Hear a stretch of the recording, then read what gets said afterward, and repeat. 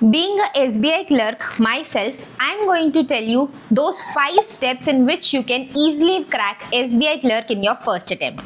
अभी आपको पता है SBI clerk में 70 दिन बचे हैं। इन 70 दिनों में ऐसा क्या करना है पढ़ाई के अलावा? जी हाँ, पढ़ाई ही सबसे इम्पोर्टेंट नहीं होती, उससे भी ज़्यादा ज़रूरी ये 5 चीज़ें हैं जो आपको पढ़ाई के साथ साथ करनी पड़ेंगी, अदरवाइज यू विल फेल।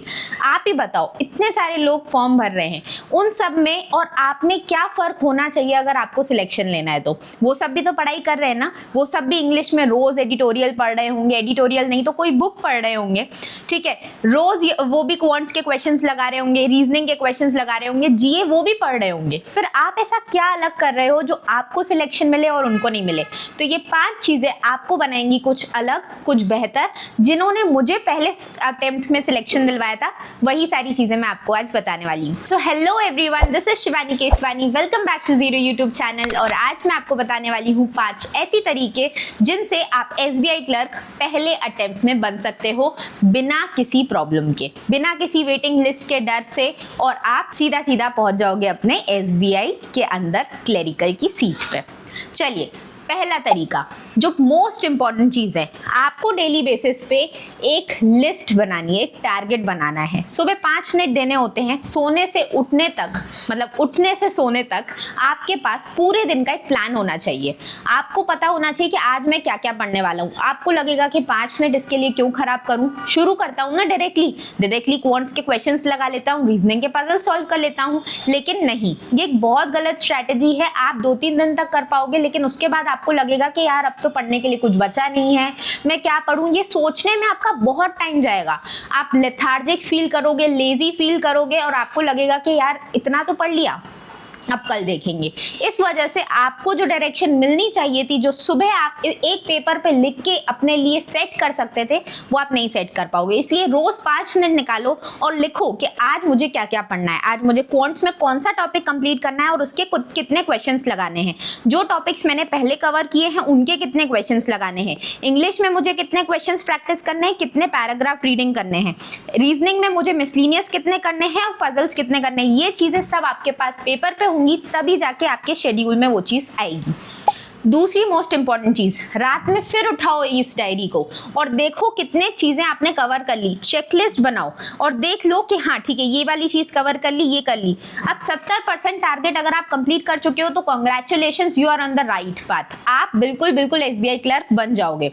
लेकिन अगर उससे कम किया है और कॉन्स्टेंटली आप डिक्लाइनिंग ट्रेंड फेस कर रहे हो, मतलब आज 60% किया, कल 50% कर रहे हो, फिर उसके बाद वाले दिन 40% टारगेट कंप्लीट कर पा रहे हो, तो भाई तुम नहीं बन पाओगे।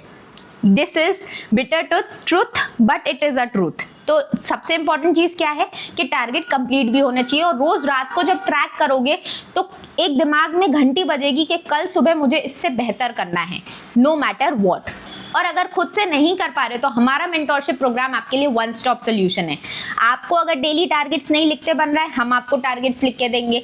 आपको खुद को ट्रैक करना नहीं समझ में आ रहा है, हम आपको ट्रैक करेंगे, और एक कम्युनिटी बिल्ड करेंगे जहाँ पे आपको बताएंगे कि डेली बेसिस पे आप कितना अच्छे से पढ़ रहे हो और आपके पास वाला बच्चा जो आपका कॉम्पिटिटर है वो कितना पढ़ रहा है। अगर आपको ये चीज़ पता होगी तो आप उससे अच्छे से पॉजिटिवली कॉम्पीट करोगे और अच्छे से अपनी मेहनत करोगे और ज़्यादा आगे बढ़ोगे।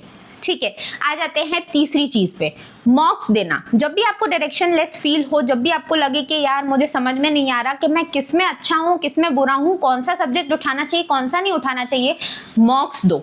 मॉक्स को एनालाइज करो, आपको अपने आप समझ में आ जाएगा कि आज मुझे रीजनिंग पढ़ने की ज्यादा जरूरत है या क्वांट ज्यादा पढ़ने की जरूरत है, इंग्लिश के कौन से टॉपिक्स हैं जिसमें मैं बार बार पढ़ने के बाद भी क्वेश्चंस नहीं कर पा रहा हूँ, क्या मुझे उन टॉपिक्स को छोड़ देना चाहिए या एक बार और रिवाइज करना चाहिए। सब चीज आपको खुद समझ में आ जाएगी। फोर्थ चीज, सबसे बड़ी गलती जो एस्पिरेंट्स करते हैं वो है नए टॉपिक्स पढ़ते जाएंगे। आज मेंसुरेशन उठा लिया, आज स्पीड टाइम डिस्टेंस उठा लिया, कल मैं टाइम एंड वर्क कंप्लीट कर लूंगा।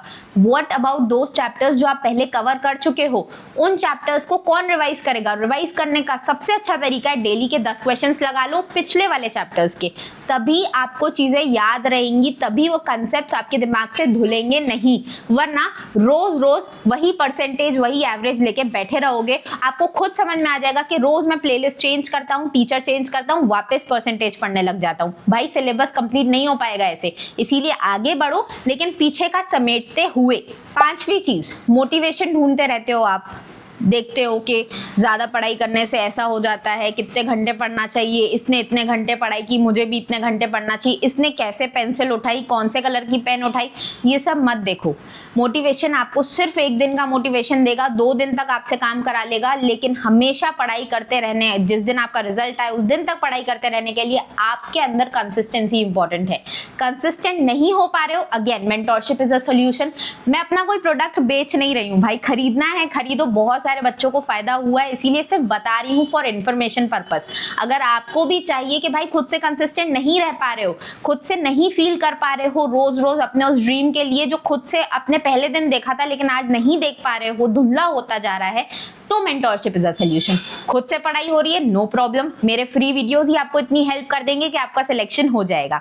तो ये थे ऐसे 5 वेज जिसमें आप एसबीआई क्लर्क को पहले अटेम्प्ट में क्लियर कर लोगे। सिर्फ पढ़ाई करने से कुछ नहीं होगा, अगर ये 5 चीजें आपने नहीं फॉलो की तो आप पढ़ाई करते रह जाओगे, अटेम्प्ट्स पे अटेम्प्ट्स निकलते जाएंगे और फिर अपने लास्ट अटेम्प्ट में या एज के ऐसे दौर पे आके ये सोचोगे कि यार बहुत सारे साल गवा दिए, काश एक सही डायरेक्शन में पढ़ाई की होती। तो सही डायरेक्शन में पढ़ाई करो, सिर्फ पढ़ाई नहीं, सही डायरेक्शन में पढ़ाई। मिलते हैं नेक्स्ट वीडियो में, तब तक ले टेक केयर, बाय बाय।